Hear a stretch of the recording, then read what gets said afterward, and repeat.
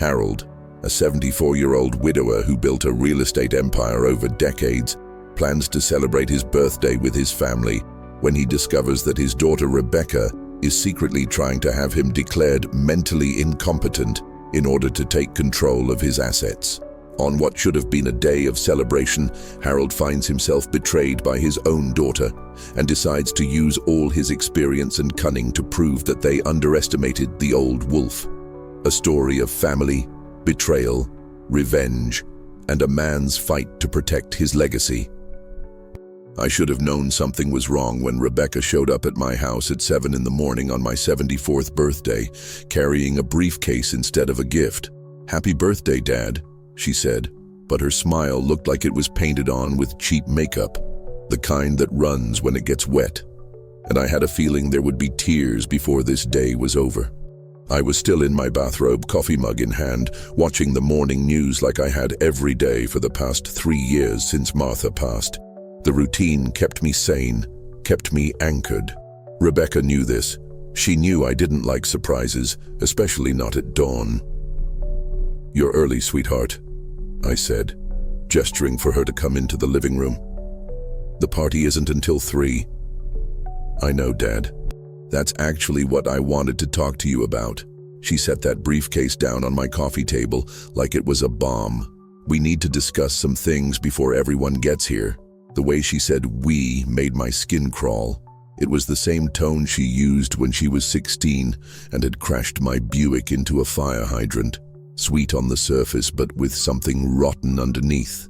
I settled into my leather recliner, the one Martha always said made me look like a king holding court, and studied my daughter's face. Rebecca had always been beautiful, even as a colicky baby. 45 now, with Martha's green eyes and my stubborn chin.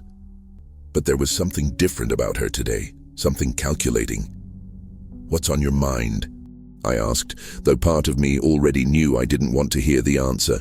She opened that briefcase with the precision of a surgeon making the first cut. Papers, lots of them, all neatly organized in color-coded folders. "Dad, I've been watching you these past few months and I'm concerned." Her voice had that practiced quality to it, like she'd rehearsed this speech in front of a mirror. "You've been forgetting things. Small things at first, but it's getting worse." I felt my jaw tighten. "Such as, last week you called me Linda 3 times. Linda's been dead for 2 years, Dad. Linda was my secretary for 30 years, sharp as a tack until the cancer took her. And yes, I'd called Rebecca by her name a few times recently, but hell, when you work with someone for 3 decades, their name gets burned into your brain. People make mistakes, Rebecca. It doesn't mean I'm losing my mind." "And what about the grocery store incident?" I knew she was going to bring that up. 2 weeks ago, I'd gotten confused at the checkout line at Morrison's. The kid working the register looked exactly like Tommy Henderson, who used to work at the hardware store back in the 80s. I'd called him Tommy and asked about his father's arthritis. The boy had looked at me like I'd grown a second head. "That was nothing," I said, but my voice sounded weaker than I intended. Rebecca pulled out a folder marked "Medical Concerns" in red ink. Red, like a warning sign. "Dad, I've been talking to Dr. Peterson about your episodes." "My episodes?" The coffee turned bitter in my mouth. "You've been talking to my doctor behind my back. I'm listed as your emergency contact. He's legally allowed to discuss your condition with me." She spoke like she was reading from a legal document. Maybe she was. I set my coffee down harder than necessary. The sound echoed in the quiet room like a gunshot. "What condition, Rebecca? Last I checked, being 74 wasn't a disease. Early stage dementia, Dad. Dr. Peterson thinks a lot of things. Doesn't make them true." But even as I said it, I felt a cold finger of doubt trace down my spine. Had I been forgetting more than usual? Martha used to be my memory. She'd remind me of appointments, birthdays, where I put my keys. Without her, maybe I was slipping. Maybe I was becoming one of those old men who talked to people who weren't there and forgot their own children's names. Rebecca must have seen something in my expression because she pressed on, gentler now, like she was talking to a frightened animal. "I know this is hard to hear, but I can't stand by and watch you deteriorate without doing something about it." She pulled out another folder. This one was blue, Legal documents written in her neat handwriting. What kind of something? I asked, though I was starting to get a pretty clear picture. I've had some papers drawn up. Nothing drastic, just safeguards. To protect you, to protect your assets. There it was. The real reason for the 7 a.m. visit. The real reason she was here on my birthday with a briefcase full of papers instead of a card and a bottle of whiskey. Let me guess, I said, my voice dropping to the tone I used to use in boardrooms when someone tried to screw me over. You want power of attorney? It's for your own good, Dad. You built an empire. 17 properties, 2 businesses, investments worth millions. What happens if you forget to pay taxes? What happens if someone takes advantage of your condition? Someone like you, I thought, but didn't say. Not yet. And you think you should be the one to manage all that? I'm your daughter. I'm the one who cares about your welfare. Where's your brother in all this? For the first time since she'd arrived, Rebecca looked uncomfortable. Michael doesn't think this is necessary yet. That word hung in the air like smoke from a house fire. But you do. Dad, please, just look at the papers. My lawyer says. Your lawyer? I laughed, but there was no humor in it. How long have you been planning this, Rebecca? I'm not planning anything. I'm trying to help you. I stood up from my recliner, my old knees protesting, and walked to the window. Outside, my neighbor, Mrs. Chen, was walking her ridiculous little dog, one of those rat-sized things that barked at shadows. Normal morning, normal neighborhood. Everything looked the same, but everything had changed. Because my daughter, my own flesh and blood, was trying to take everything I'd worked for. On my birthday, I turned back to face her. She was sitting on the edge of the couch, hands folded in her lap, like a schoolgirl waiting to be called on by the teacher. But her eyes were calculating, measuring, like she was already mentally dividing up my assets. Tell me something, sweetheart, I said, my voice deceptively calm. What happens to my properties if I sign these papers? Nothing happens to them. They'd be managed by a trust I'd oversee to make sure everything stays stable and profitable. And who benefits from that trust? Well, eventually, when the time comes, when I die. Dad, don't say it like that. Why not? That's what you're banking on, isn't it? The old man kicks the bucket and you inherit everything without having to wait. Rebecca's composure finally cracked. That's not fair. I love you. I'm trying to protect you. From what? From living my own life with my own money? From making mistakes that could cost you everything? Like what mistakes? She was quiet for a long moment, and I could practically hear the wheels turning in her head. Then she reached into that blue folder and pulled out a photograph. It was a picture of me and Sandra Phillips at Morrison's Diner last month. Sandra and I had been having coffee together once a week since Martha passed. She was a widow too, lonely like me, and we enjoyed each other's company. Nothing improper about it, just 2 old people sharing coffee and conversation. But the way Rebecca was looking at that photo, you'd think she'd caught me robbing a bank. Dad, this woman, Sandra Phillips, do you know anything about her background? I know she makes me laugh. I know she lost her husband to the same cancer that took your mother. I know she doesn't look at me like I'm already dead. She's been married 4 times, Dad. 4 times. Each husband died and left her money. The implication hit me like a slap. You think Sandra's trying to, what? Murder me for my money? I think she's targeting vulnerable widowers, and I think you're too lonely and too trusting to see it. I stared at that photograph, at Sandra's kind smile, and my own face looking happier than it had in months. Rebecca had been watching me, following me, investigating the one person who'd brought a little joy back into my life. You hired someone to look into Sandra. I hired someone to look out for you. Without telling me. You wouldn't have listened. She was right about that. I wouldn't have listened because it was insane. Sandra Phillips wasn't some black widow spider. She was a 70-year-old retired librarian who made terrible jokes and always insisted on paying for her own coffee. But Rebecca had planted the seed of doubt, and that seed was starting to sprout. Because what if I was wrong? What if my judgment really was slipping? What if the daughter I'd raised and loved and trusted was right about everything? I looked at those papers spread across my coffee table like tarot cards predicting my future. Power of attorney, medical decisions, financial oversight. My whole life reduced to legal documents and Rebecca's signature. "The family's coming at 3, I said finally. "Yes, your brother, the grandkids, your Aunt Carol." "That's right. And you want to announce this to them? That the old man's lost his marbles and needs a keeper?" Rebecca's face softened. For just a moment, she looked like the little girl who used to sit on my lap while I read her bedtime stories. "I want to tell them that we're taking steps to make sure you're taken care of. That we're being responsible. Being responsible. That's what she called it." I walked back to my recliner and sat down heavily. Those papers seemed to be staring at me, waiting. Rebecca was waiting too, her pen already in hand, like she was afraid I might change my mind if she gave me too much time to think. "If I sign these," I said slowly, "what happens to my independence?" "Nothing changes, Dad. You still live here. You still make your own decisions about day-to-day things. I just oversee the bigger picture." "And if I don't sign them?" Rebecca's mask slipped for just a second, and I saw something cold and hard underneath. "Then I'll have to take more drastic measures." There it was. The threat wrapped in concern, the ultimatum disguised as love.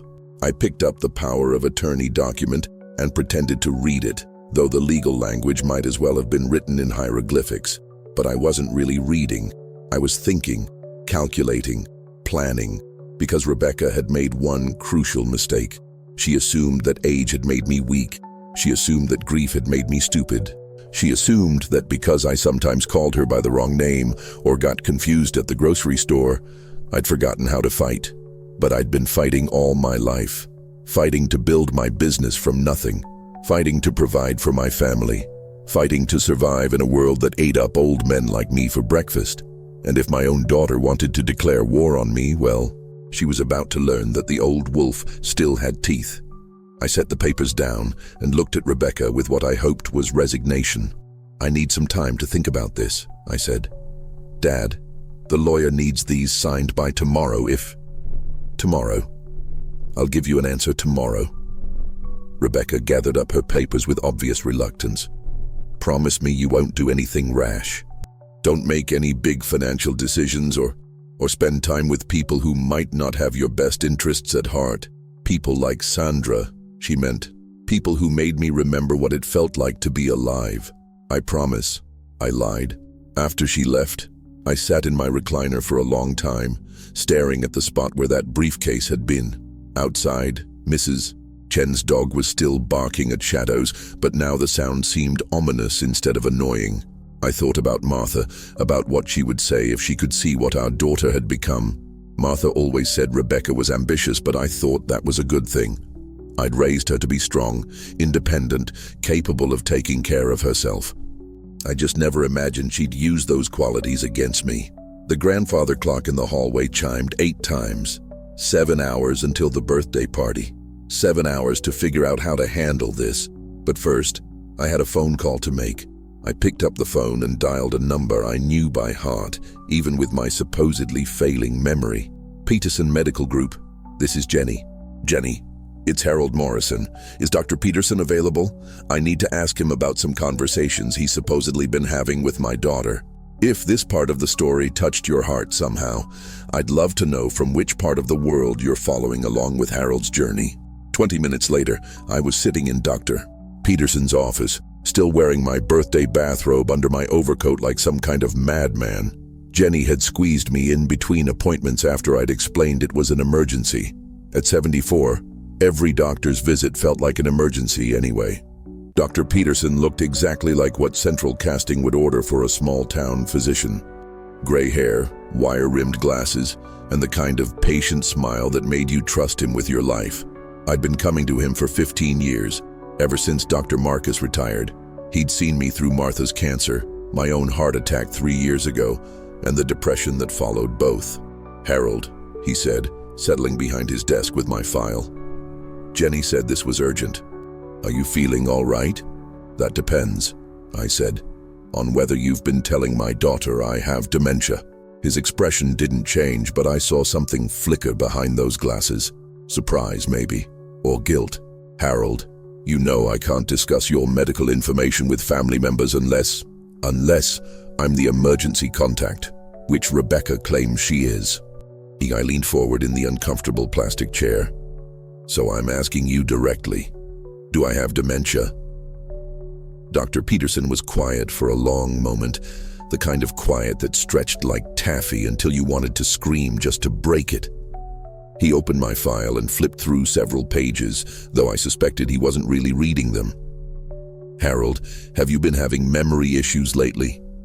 I'm 74. I have senior moments. There's a difference. Tell me about these senior moments. So I did. I told him about calling Rebecca by Linda's name. I told him about the confusion at the grocery store, about sometimes forgetting where I put my keys or what day of the week it was. Small things. Normal things that happen to everyone my age. And you're concerned about these incidents? I wasn't until this morning. My daughter seems to think they're symptoms of something serious. Dr. Peterson closed my file and removed his glasses, cleaning them with unnecessary care. Harold, I'm going to be completely honest with you. Rebecca has called me twice in the past month, asking about your mental state. My stomach dropped like a stone down a well. And I told her that while you've mentioned some minor memory concerns during our appointments, I haven't observed any signs of dementia or significant cognitive decline. He put his glasses back on and looked at me directly. Your blood work is good, your blood pressure is well controlled, and your cognitive function tests from your last physical were completely normal for a man your age. The relief hit me like a wave, followed immediately by anger. Then why did she tell me you thought I had early-stage dementia? I never said that. In fact, I specifically told Rebecca that occasional forgetfulness and name confusion are perfectly normal for someone who's experienced recent loss and significant life changes. She lied to me. It's possible she misunderstood. No. I stood up, my hands shaking with rage. She didn't misunderstand. She lied to me because she needed me to believe I was losing my mind. She needed me to doubt myself. Dr. Peterson looked uncomfortable. Harold, I can't speculate about your daughter's motivations. You don't need to speculate. I can see her motivations clearly now. I walked to the window and stared out at the parking lot where my old Cadillac sat between a BMW and a Mercedes. Even in the doctor's parking lot, I was surrounded by people who had more money than sense. Harold, sit down. Let's talk about this. There's nothing to talk about. My daughter tried to convince me I'm mentally incompetent so she could get power of attorney over my assets. When that didn't work fast enough, she decided to forge your medical opinion. That's a serious accusation. I turned back to face him. It's a serious situation. Can you document what you just told me about my mental state being normal for my age? Of course. I can write a letter stating my medical opinion about your cognitive function. Do it, and make copies. I have a feeling I'm going to need them. Dr. Peterson pulled out a prescription pad and began writing. Harold, can I ask what brought this on? Why is Rebecca suddenly concerned about your competency? Because I'm having coffee with a woman named Sandra Phillips once a week, and my daughter thinks that means I'm being taken advantage of by a gold digger. Are you? The question surprised me. Am I what? Being taken advantage of? I thought about Sandra, about her laugh and the way she always insisted on paying for her own coffee. About how she never asked about my money or my properties, never even seemed interested in talking about anything more serious than the weather or the book she'd read. No, I said firmly, Sandra is a kind woman who makes me feel less alone. But even if she was a gold digger, that would be my choice to make, wouldn't it? Absolutely. Dr. Peterson finished writing and tore the paper off the pad. Here's a letter stating that in my medical opinion you show no signs of dementia or significant cognitive impairment. Your occasional forgetfulness is consistent with normal aging and recent grief. I folded the letter carefully and put it in my coat pocket. Thank you. Harold, can I give you some advice? Shoot. Be careful. Family disputes over money can get ugly fast. If Rebecca is willing to lie about your medical condition, there's no telling what else she might be willing to do." His words followed me out of the office and into the parking lot where the November air cut through my coat like a knife. I sat in my Cadillac for a few minutes, letting the engine warm up and trying to process what I'd learned.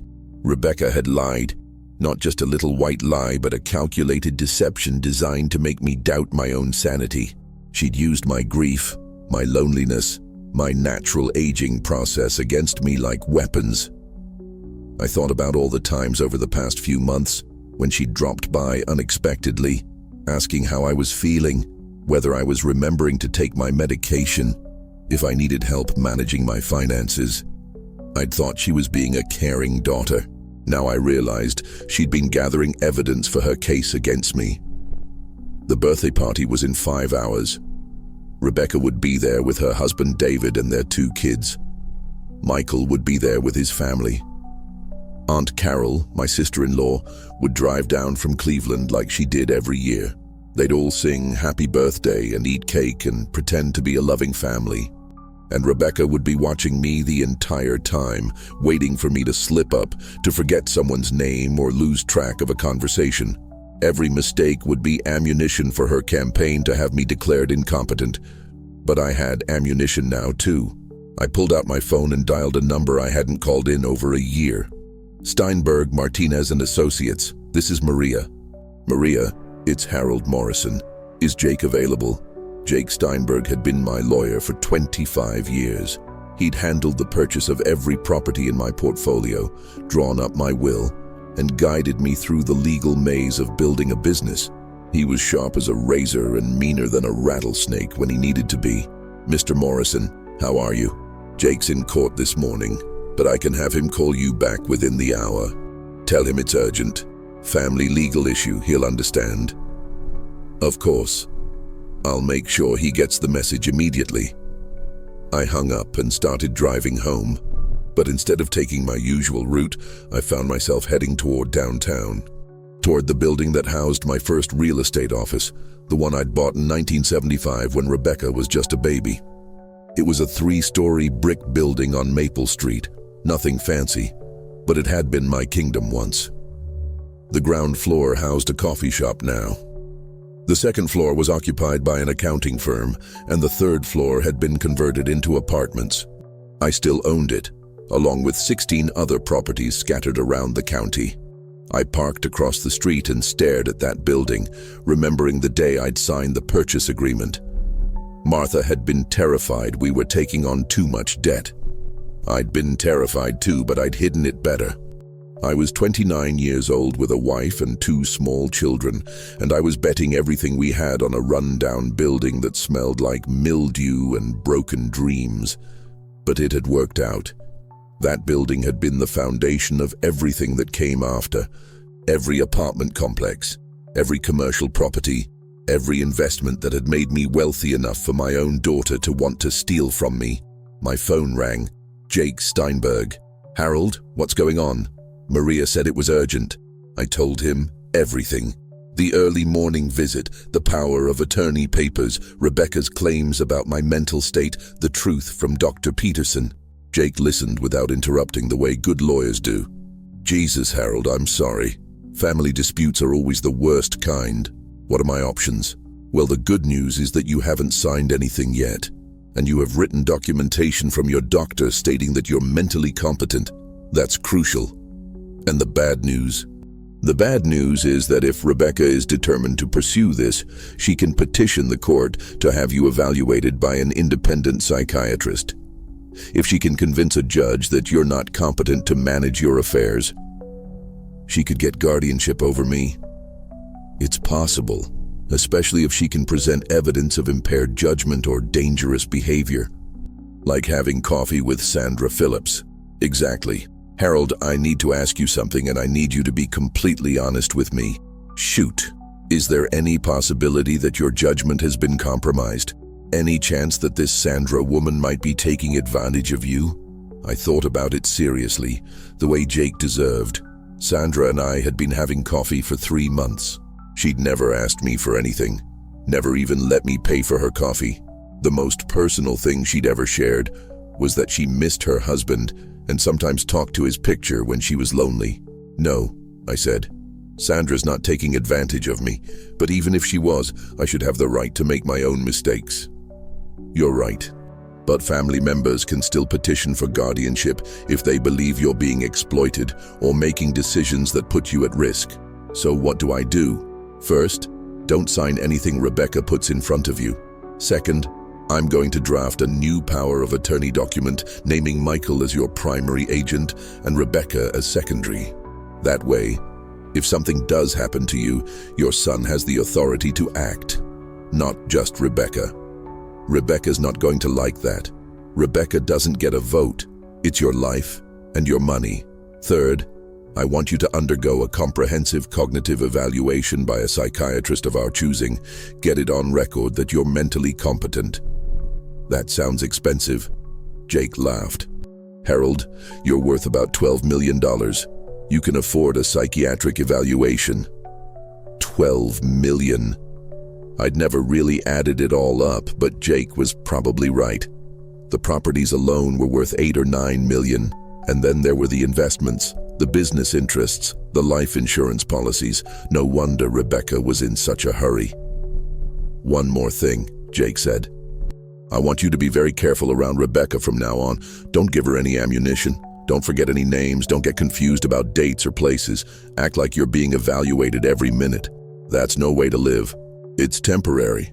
Once we get the psychiatric evaluation and the new power of attorney documents in place, you'll have legal protection. But until then, assume she's watching your every move." I hung up feeling better and worse at the same time. Better because I had a plan, worse because I was at war with my own daughter. The clock on the dashboard said 11:30, 3.5 hours until the birthday party. 3.5 hours to decide how to handle Rebecca's inevitable performance in front of the family. I could expose her lies publicly, embarrass her in front of everyone. I could play along and pretend nothing had happened. Or I could do something else entirely. Something that would send a message about who they were dealing with. I started the car and headed home, but first I made one more stop. At Morrison's Diner, where Sandra Phillips was having lunch with 2 other women her age. I walked in and approached their table, ignoring the surprised looks from Sandra's friends.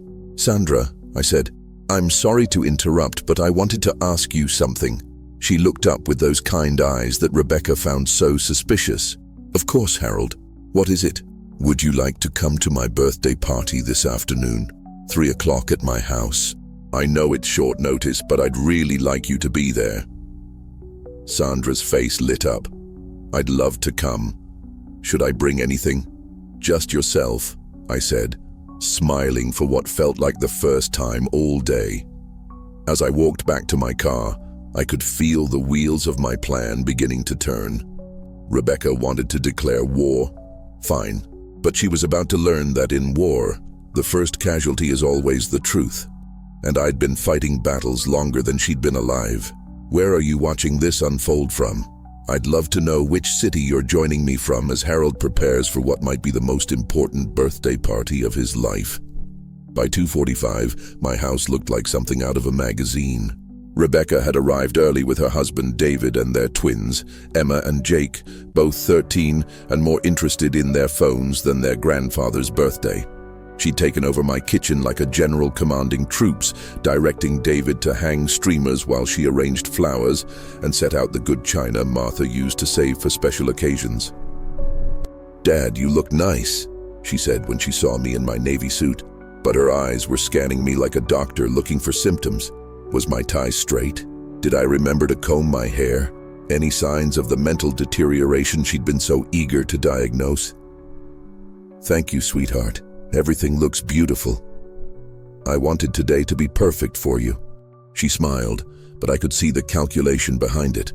Perfect meant controlled. Perfect meant she could stage manage every interaction, every conversation, looking for evidence to support her case. Michael arrived at 2:50 with his wife Janet and their son Tommy, who was 16 and actually seemed happy to be there. Michael was 2 years younger than Rebecca but looked older, probably because he worked construction and spent his days in the sun.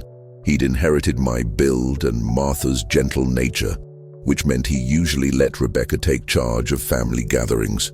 "Happy birthday, Dad," he said, giving me a bear hug that nearly lifted me off my feet. 74 and still kicking ass. Language, Janet scolded, but she was smiling. "Sorry, Mom. 74 and still kicking butt." Rebecca shot Michael a look that could have frozen hell over. She was already in hostess mode, which meant everything had to be dignified and proper. Michael's casual attitude threatened her carefully orchestrated performance. Aunt Carol arrived exactly at 3, because Carol had been punctual every day of her 81 years. She was Martha's older sister, sharp as a tack, and twice as stubborn as me. She'd driven down from Cleveland in her ancient Buick, probably doing exactly 55 in the fast lane the whole way. "Harold, you old goat," she said, hugging me with surprising strength for someone who barely came up to my chest. "How are you holding up?" "Better than expected." She gave me a look that said she heard something in my voice, but before she could ask questions, Rebecca was herding everyone into the living room for cake and presents. That's when Sandra arrived. I watched through the front window as she parked her modest Honda behind Michael's pickup truck. She dressed up for the occasion in a navy dress that brought out her silver hair, and she was carrying a small wrapped gift. She looked nervous, which made sense since she was about to walk into a room full of strangers who'd been told she was a dangerous gold digger. I opened the door before she could knock. "Sandra, you look lovely." "Thank you for inviting me, Harold. I hope it's not an imposition." "Not at all. Come in and meet my family." The silence when we walked into the living room was so thick you could have cut it with a knife. Everyone turned to stare at Sandra like she'd just announced she was carrying the plague. Rebecca's face went through about 5 different expressions before settling on a tight smile that could have been carved from ice. "Everyone," I said, my voice carrying the authority I'd learned in 50 years of business meetings, "I'd like you to meet Sandra Phillips. Sandra, this is my family." Sandra handled the introductions with grace, shaking hands and making polite conversation, while Rebecca watched her like a hawk watching a field mouse. Michael and Janet were cordial, Carol was curious, and the kids were indifferent, which was probably the best possible outcome. "Sandra," Rebecca said when the introductions were finished, "Dad didn't mention you were coming." "It was a last-minute invitation," Sandra replied smoothly. "Harold thought it would be nice to have a friend here to celebrate with him." The word "friend" hung in the air like a challenge. Rebecca's lawyer mind was probably already calculating how to present this relationship to a judge. Elderly widower introduces strange woman to family gathering. Exhibits signs of poor judgment and potential exploitation. "How lovely," Rebecca said, though her tone suggested it was anything but lovely. "And how long have you and Dad been friends?" "About 3 months. We meet for coffee once a week and talk about books mostly. I used to be a librarian." "How interesting. And where did you two meet?" I could see where this was going. Rebecca was conducting a cross-examination disguised as small talk, trying to establish Sandra's motives and methods. "Morrison's Diner," Sandra said. Harold was sitting alone reading the paper, and I asked if I could share his table because the place was crowded. We started talking about the book review section, and it turned out we both love mystery novels. "And you've been meeting every week since then?" "Rebecca," I interrupted, "perhaps we should focus on the birthday celebration instead of interrogating my guest." "I'm not interrogating anyone, Dad. I'm just getting to know Sandra." Aunt Carol, who'd been listening to this exchange with growing interest, stepped forward. "Sandra, dear, what kind of mysteries do you like?" "I'm partial to Agatha Christie myself." "Oh, I love Agatha Christie, but I also enjoy Louise Penny and Tana French, more modern writers. I'll have to check them out. It's hard to find good recommendations these days." And just like that, Carol had diffused the tension by treating Sandra like a normal human being instead of a criminal suspect. Rebecca looked frustrated, but she couldn't very well continue her interrogation with her elderly aunt chatting about books. "Should we do cake and presents?" Janet suggested, clearly uncomfortable with the undercurrents in the room. Rebecca had ordered a chocolate cake from the fancy bakery downtown, the kind with buttercream frosting that probably cost more than most people spent on groceries in a week.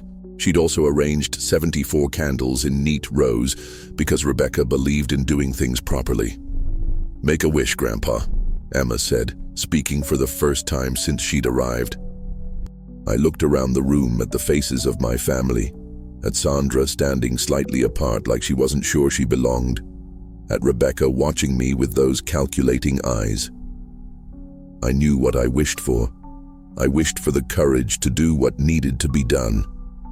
I blew out the candles and everyone clapped and cheered. The twins took about 100 photos with their phones, probably already posting them on social media with captions about their crazy grandfather's birthday party. Then came the presents. Michael and Janet had bought me a new fishing rod, even though I hadn't been fishing in years. The twins had pooled their allowance to buy me a book about World War II. Carol had knitted me a sweater that was both hideous and touching in the way that only handmade gifts could be. Rebecca's gift was last, and it was exactly what I'd expected. A tablet computer. "I thought this might help you stay organized, Dad," she said as I unwrapped it. "You can set reminders for appointments, keep track of medications, even video chat with the grandkids." It was a thoughtful gift on the surface, but I heard the subtext loud and clear. "Here's the electronic babysitter to help you manage your failing memory. Here's proof that you need assistance with basic daily tasks." "Thank you, sweetheart. That's very thoughtful." Sandra stepped forward with her small gift. "This is just something small," she said, clearly nervous about giving a present in front of everyone.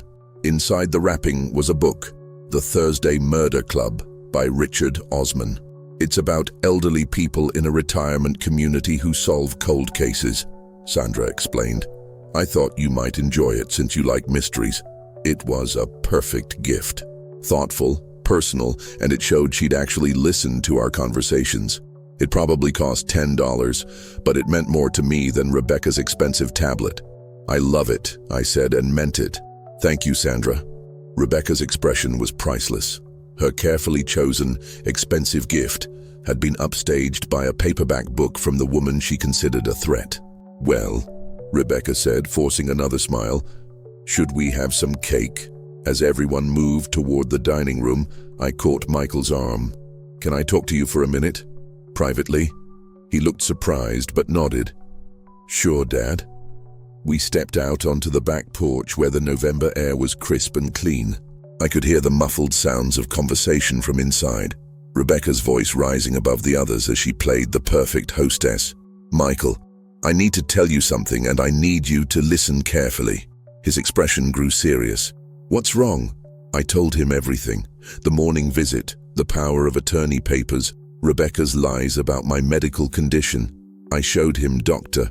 Peterson's letter confirming my mental competence. I explained about the lawyer I'd contacted and the cognitive evaluation I was planning to undergo. Michael listened without interrupting, his face growing darker with each revelation.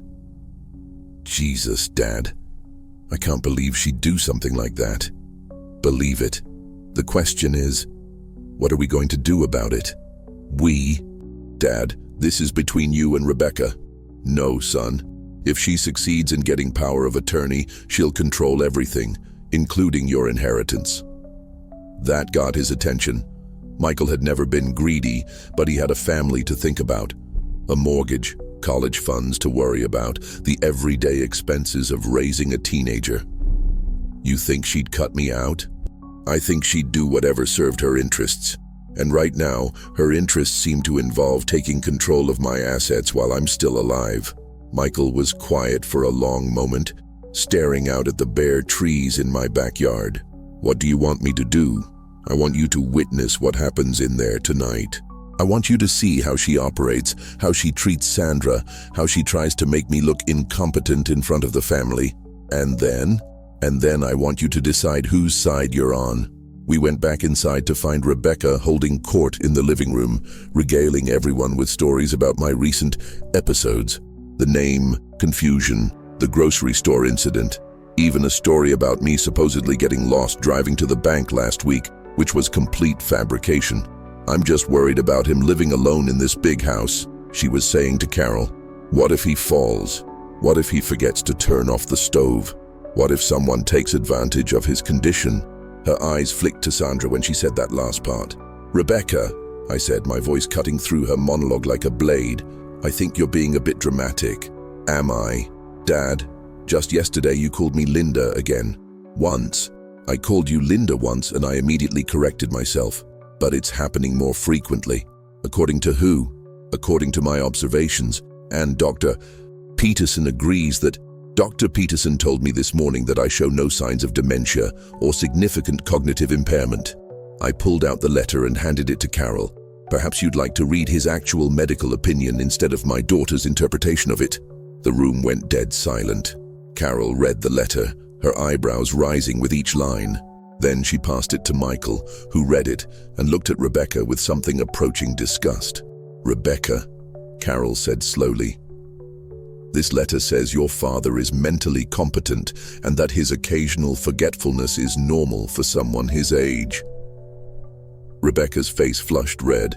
There must be some misunderstanding. The only misunderstanding, I said, was mine. I misunderstood your motives when you showed up here this morning with a briefcase full of legal documents and lies about my mental state. Dad, please, you're embarrassing yourself. Am I? Because from where I'm sitting, you're the one who should be embarrassed. You lied about my doctor's opinion. You hired someone to investigate Sandra. You tried to convince me I was losing my mind so I'd sign over power of attorney to you. The silence in the room was deafening. David looked like he wanted to disappear into the furniture. The kids were staring at their phones, probably pretending they couldn't hear their mother being called out for lying to their grandfather. I think, Sandra said quietly, I should probably go. No, I said firmly. You're my guest, and you're welcome here. If anyone should leave, it's the person who came to my birthday party with an agenda instead of good wishes. Rebecca stood up, her composure finally cracking completely. Fine. You want to believe that woman over your own daughter. You want to risk everything you've built for some stranger you've known for 3 months. What I want, I said, standing to face her, is to live my own life and make my own decisions. Good or bad, right or wrong, they're mine to make. Not if you're not competent to make them. But I am competent. We have that in writing from my doctor. Rebecca looked around the room for support and found none. Michael was shaking his head in disgust. Carol was studying her with the kind of interest she usually reserved for particularly puzzling crossword clues. Even David looked ashamed.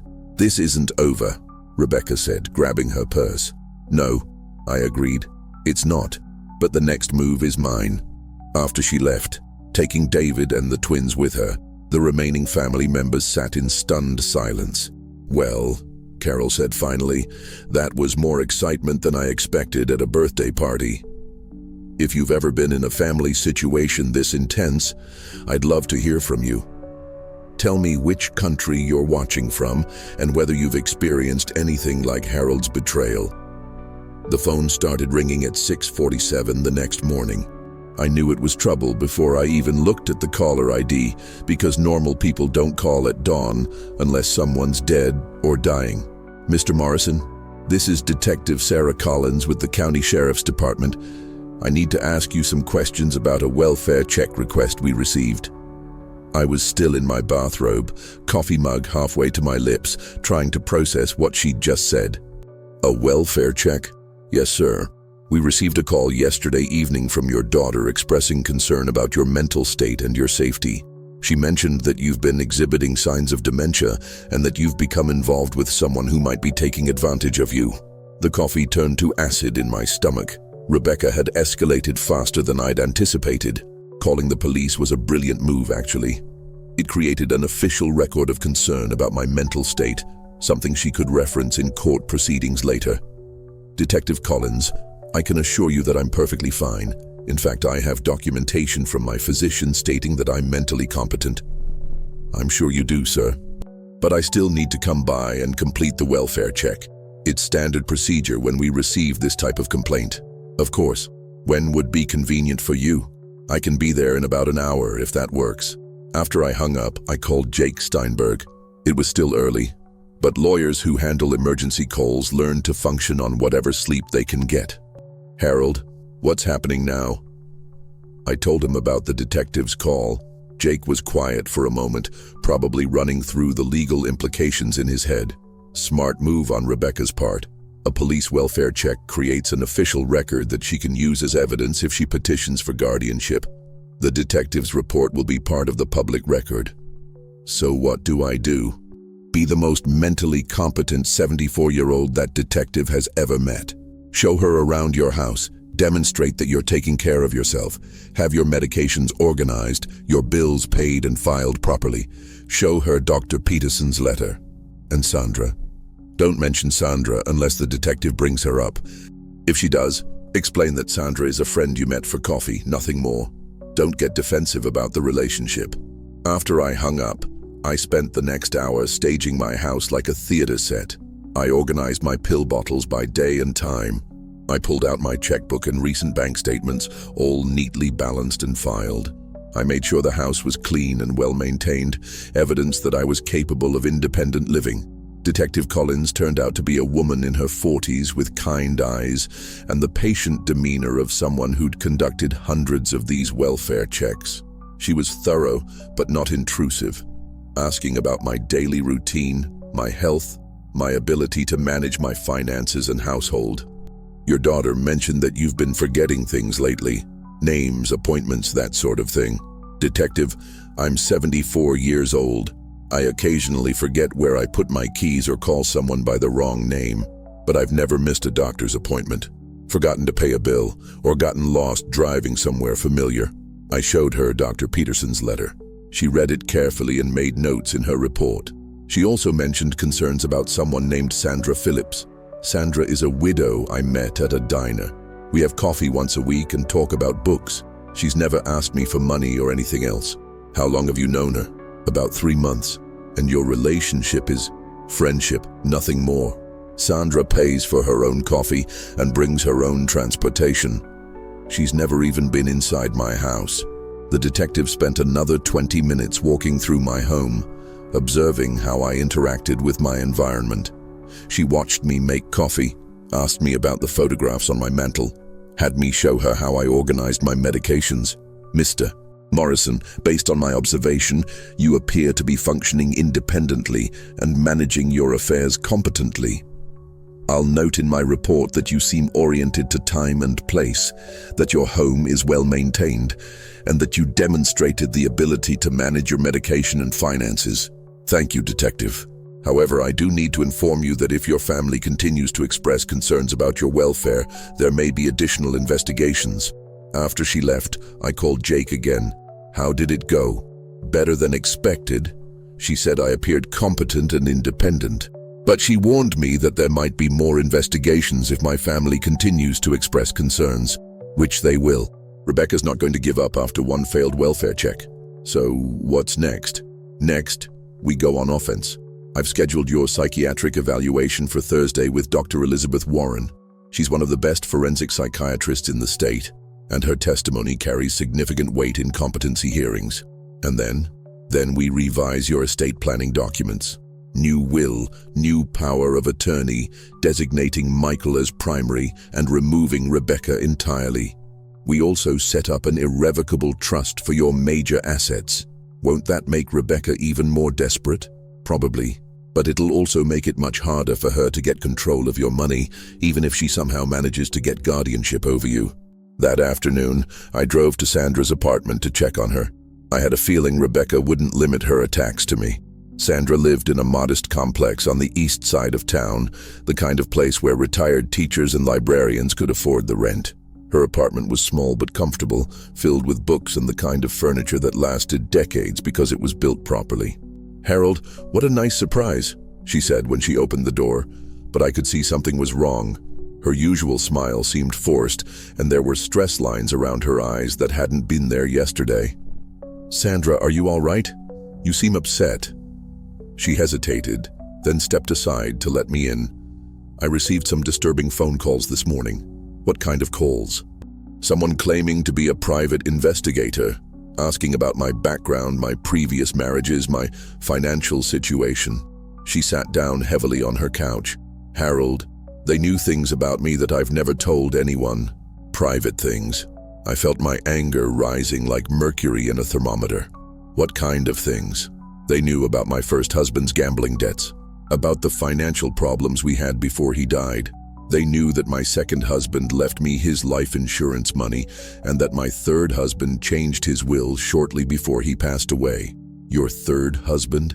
Sandra looked embarrassed. I've been married 3 times, Harold. Not 4 like your daughter claimed, but 3. Each time to good men who died of natural causes. But when you list it like that, when you focus on the money they left me, it sounds suspicious. Exactly. And that's what this investigator was implying, that I have a pattern of marrying older men and benefiting financially when they die. I sat down beside her, careful to maintain a respectful distance. Sandra, are you worried about what people will think?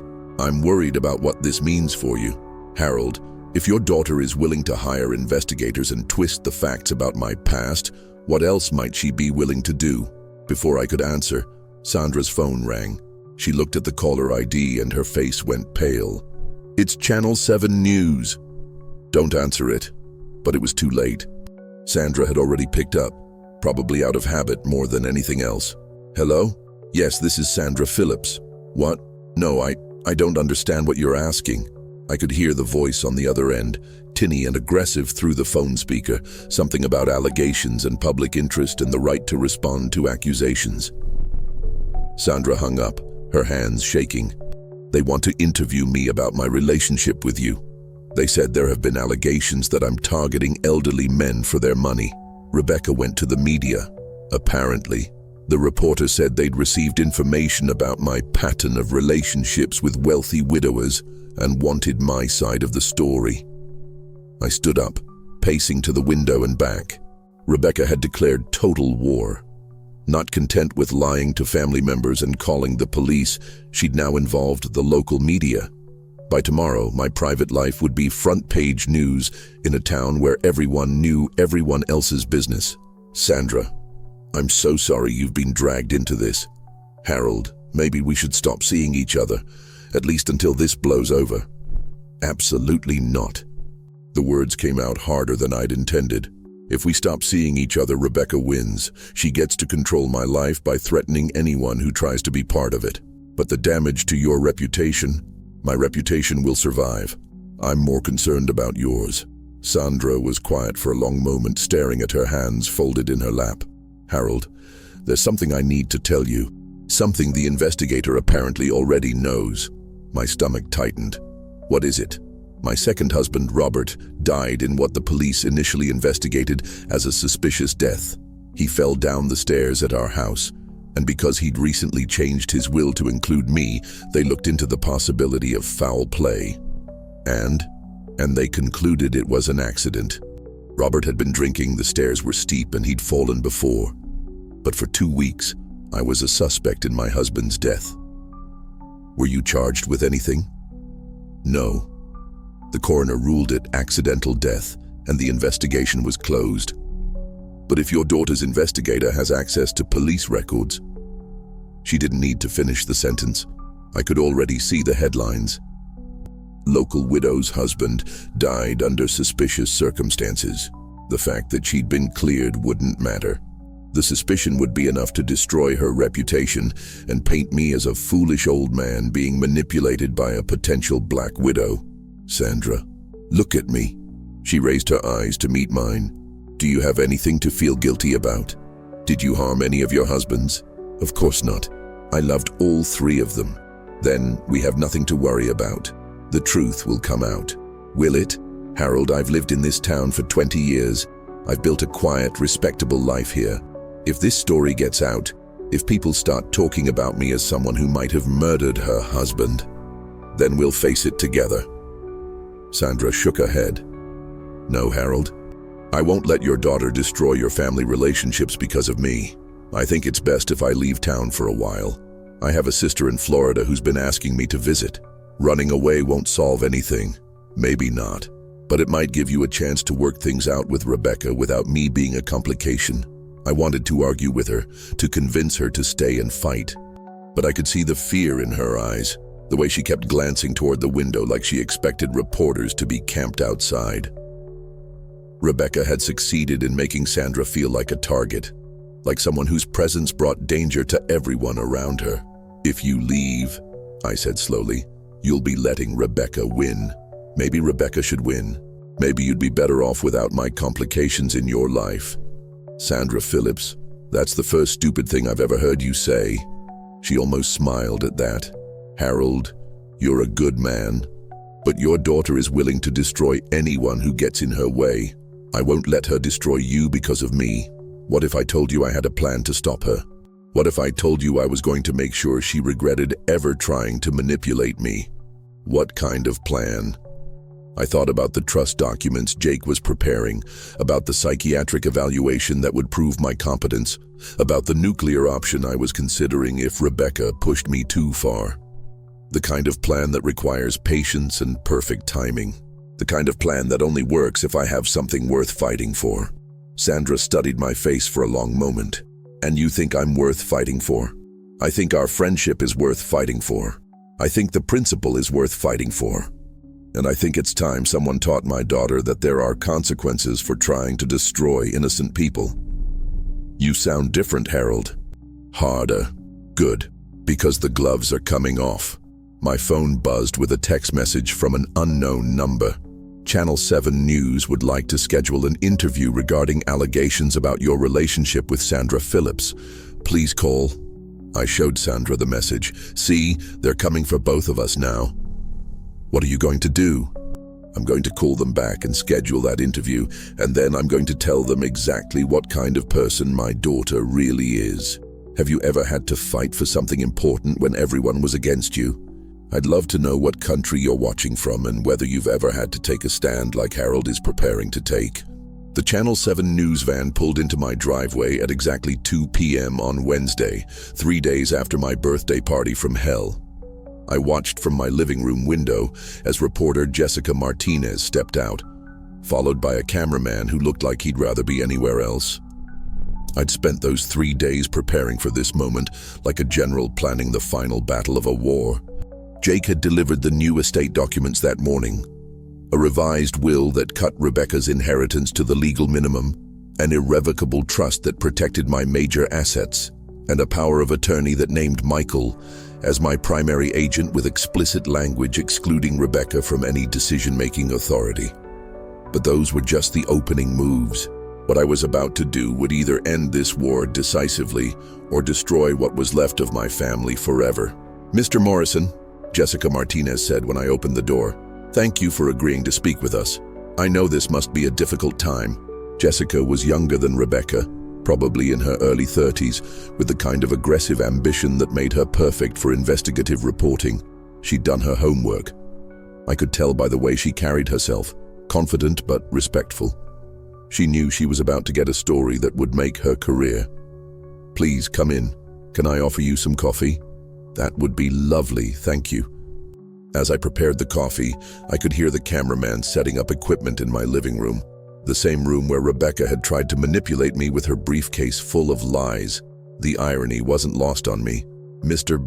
Morrison," Jessica began once we were seated and the camera was rolling, "there have been some serious allegations made about your mental competency and your relationship with Sandra Phillips. Would you like to respond to those allegations?" "I'd be happy to. First, regarding my mental competency." I pulled out Dr. Peterson's letter and handed it to her.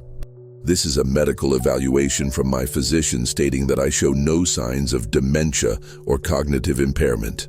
The allegations about my mental state came from my daughter, Rebecca, who apparently lied about my doctor's opinion to support her attempt to gain power of attorney over my assets." Jessica read the letter, her eyebrows rising. "This directly contradicts the concerns your daughter expressed to police and to our newsroom." "Yes, it does. Because my daughter lied. That's a serious accusation, Mr. Morrison. It's a serious situation. My daughter attempted to convince me that I was mentally incompetent, so I would sign legal documents giving her control over approximately $12 million in assets." I watched Jessica's eyes widen at the number. $12 million was enough to make any story newsworthy. And regarding Sandra Phillips? Sandra is a 70-year-old retired librarian who lost her husband to cancer, just like I lost my wife. We meet for coffee once a week and discuss books. She's never asked me for money, never been to my house until yesterday, and pays for her own coffee. The idea that she's some kind of gold digger targeting vulnerable widowers is ridiculous. But our investigation found that Mrs. Phillips has been married 3 times, and each husband left her money when he died. Your investigation? I set down my coffee cup with deliberate care. Ms. Martinez, who provided you with that information? I can't reveal my sources, but you don't need to. I know who your source is, because she's the same person who hired a private investigator to dig up dirt on Sandra, the same person who called police to request a welfare check on me, and the same person who's been systematically trying to destroy anyone who might interfere with her plans to take control of my money. Jessica leaned forward, sensing a bigger story. Are you saying your daughter orchestrated this entire campaign? I'm saying my daughter is willing to destroy an innocent woman's reputation, lie about my mental state, and manipulate law enforcement and the media to get what she wants. And what she wants is my money. That's a very serious accusation against your own daughter. It's about to get more serious. I reached into the folder beside my chair and pulled out a document that Jake had helped me obtain through a private investigator of our own. Rebecca wanted to play dirty? Fine. I'd learned to play dirty in business long before she was born. Ms. Martinez, are you familiar with Hartwell & Associates Investment Management? No. Should I be? It's the investment firm where my daughter works as a senior portfolio manager, or rather, where she worked until last month. I handed her the document. It was a termination letter, obtained through a contact of Jake's who had connections in the financial services industry. Rebecca was fired for unauthorized use of client funds. She borrowed money from client accounts to cover personal expenses with the intention of paying it back before anyone noticed. Unfortunately for her, someone did notice. Jessica read the document, her expression growing more intense with each line. This says she took over $200,000, $237,000 to be exact. Money she needed to pay off debts her husband David had accumulated through some bad business investments. She stole from her clients. Technically, she borrowed without authorization. She paid most of it back when she was caught, but the firm still terminated her. She's currently facing possible criminal charges and almost certain civil lawsuits from the affected clients. And you think this is related to her attempts to gain control of your assets? I think my daughter is desperate. She lost her job, her family is facing financial ruin, and she knows that if she can get power of attorney over my affairs, she can solve all her problems with my money. Jessica was quiet for a moment, probably calculating how this revelation changed the entire story. Mr. Morrison, how did you obtain this information? The same way my daughter obtained information about Sandra. I hired someone to investigate the person who was trying to destroy my life. And Sandra Phillips? What about the suspicious death of her second husband? I'd been waiting for this question. Robert Phillips died in an accidental fall down the stairs of his own home. The police investigated thoroughly and concluded there was no foul play. The only reason it ever looked suspicious was because he'd recently changed his will to include Sandra, which is something most married couples do when they love each other. But she's been married 3 times. So has Donald Trump, so have millions of other people. Being unlucky in love isn't a crime, and neither is being a widow. Sandra Phillips spent 40 years as a librarian, helping children learn to read. She volunteers at the animal shelter and brings cookies to her elderly neighbors. The idea that she's some kind of murderous black widow is absurd. What do you want people to know about this situation? This was the moment I'd been building toward. The nuclear option. I want people to know that elder abuse doesn't just happen in nursing homes. Sometimes it comes from your own children, disguised as concern and love. I want people to know that my daughter was willing to lie, manipulate, and destroy innocent people to get her hands on money that isn't hers. I paused, looking directly into the camera. And I want Rebecca to know that effective immediately, she's been removed from my will entirely. Every penny of my estate will go to my son Michael, to charity, and to establishing a foundation to help elderly people fight financial abuse from their own family members. Jessica's eyes went wide. You're cutting your daughter out of your inheritance completely? I'm cutting out someone who tried to steal from me while I was still alive. What she does from this point forward will determine whether she ever has a relationship with her father again. Have you spoken to Rebecca about this decision? Rebecca will hear about it the same way she chose to communicate with me, through the media and legal documents. If she wants to have an adult conversation about repairing our relationship, she knows where to find me. And if she continues to pursue legal action against you, then she'll discover that I didn't build a $12 million estate by being weak or stupid. I've survived the Korean War, 50 years in business, and the death of my wife. I'm not going to be destroyed by my own daughter's greed. After the interview, I sat in my living room feeling both exhausted and exhilarated. The story would air at 6 o'clock, and by tomorrow morning, everyone in town would know exactly what Rebecca had done and exactly how I'd responded. My phone rang. Michael, Dad, I just heard from Rebecca. She's in a complete panic. She says you're about to destroy her on television. I'm about to tell the truth on television. If that destroys her, she did it to herself. Dad, maybe we should talk about this. Maybe there's a way to work things out without going nuclear. Michael, your sister tried to have me declared mentally incompetent so she could steal my money. She hired investigators to dig up dirt on Sandra. She called the police on me, and she went to the media with lies about both of us.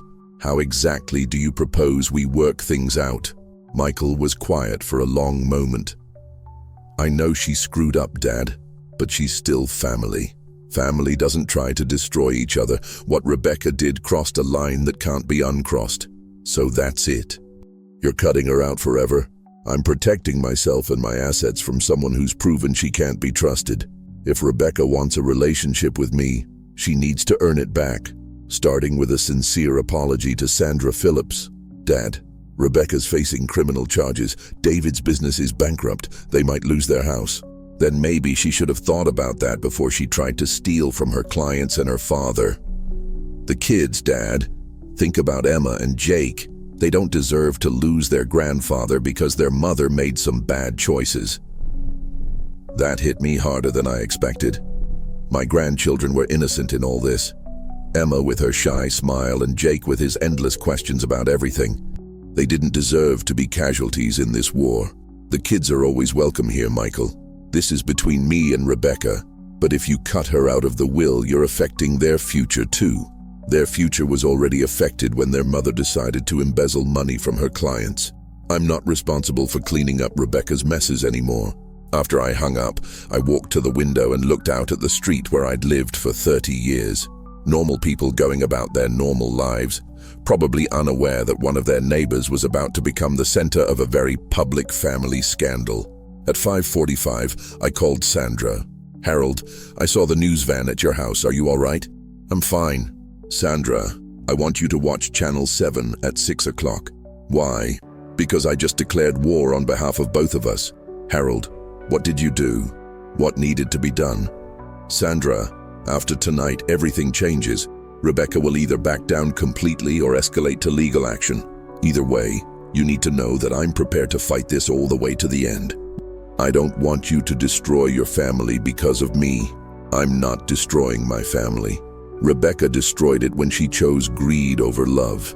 At exactly 6 o'clock, I turned on Channel 7 and watched myself tell the entire county what kind of person my daughter really was.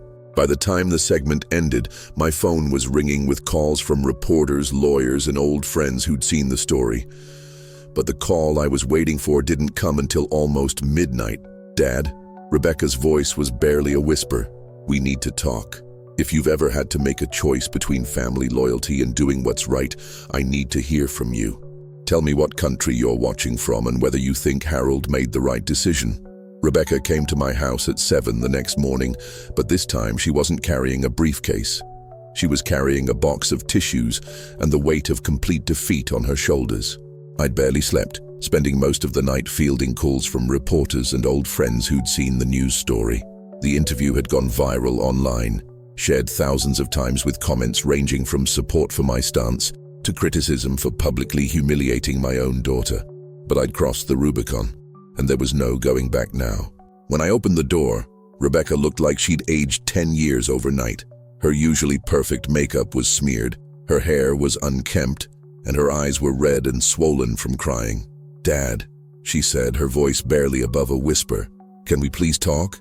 I stepped aside to let her in, noticing how she moved like someone carrying an enormous burden.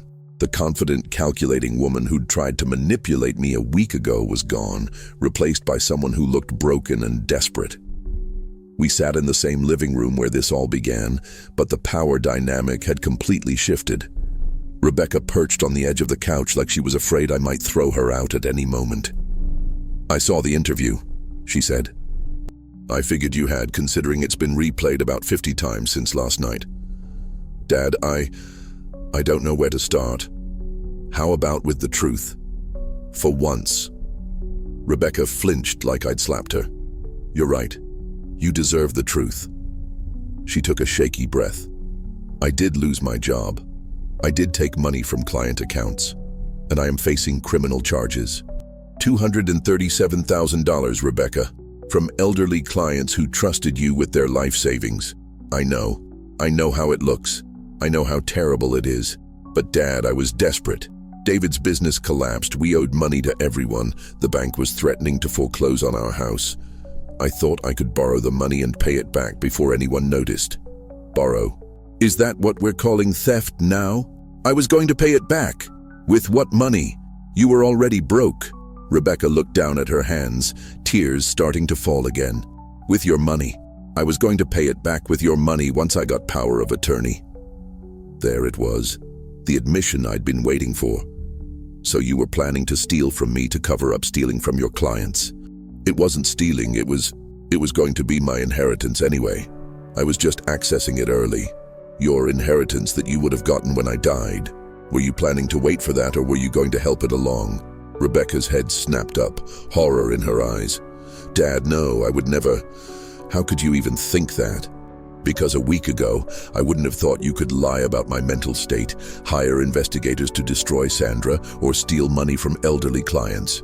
But here we are." We sat in silence for a long moment, the weight of everything that had happened hanging between us like a wall. "Dad, I know I screwed up. I know I made terrible choices, but I'm your daughter. Doesn't that count for anything?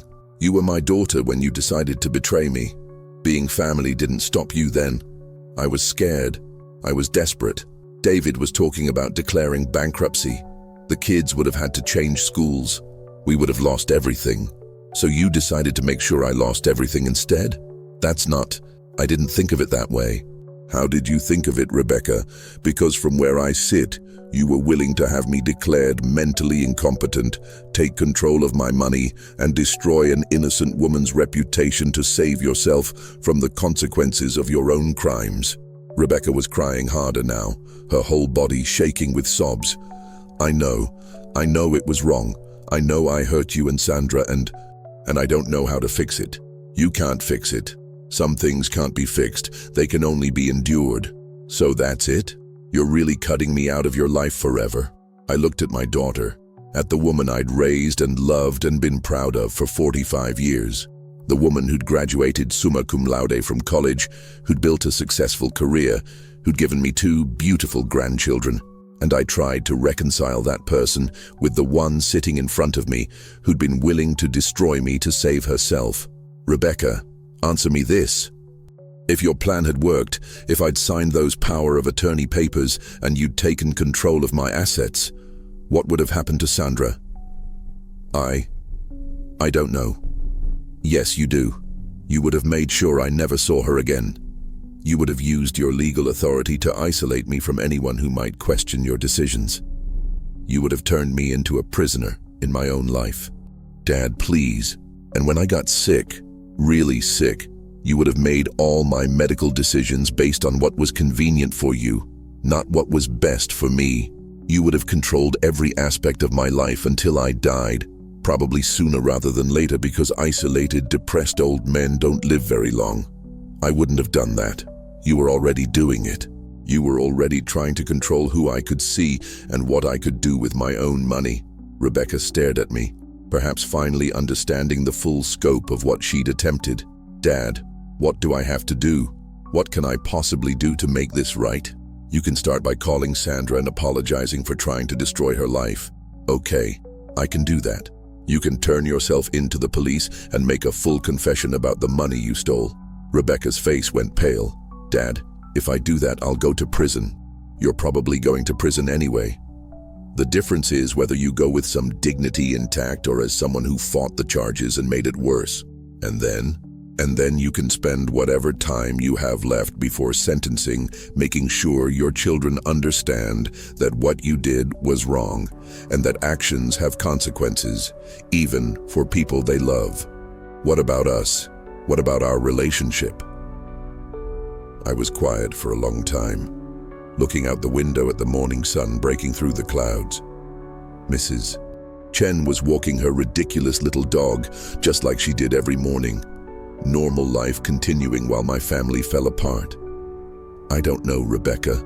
I honestly don't know if I can ever trust you again. But there's a chance. There's always a chance. But it would take years to rebuild what you destroyed in a week. And it would require you to become a different person than the one who thought it was acceptable to steal from elderly clients and lie about her father's mental state. Rebecca nodded, wiping her eyes with a tissue.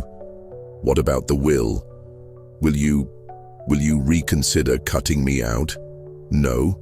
My assets will go to Michael, to charity, and to the foundation I'm establishing to help elderly people fight financial abuse.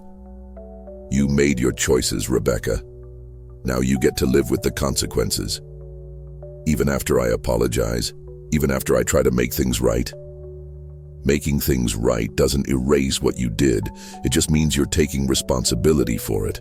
Rebecca stood up slowly like an old woman with arthritis. I should go. I have some phone calls to make. Rebecca, she turned back to me, hope flickering in her eyes.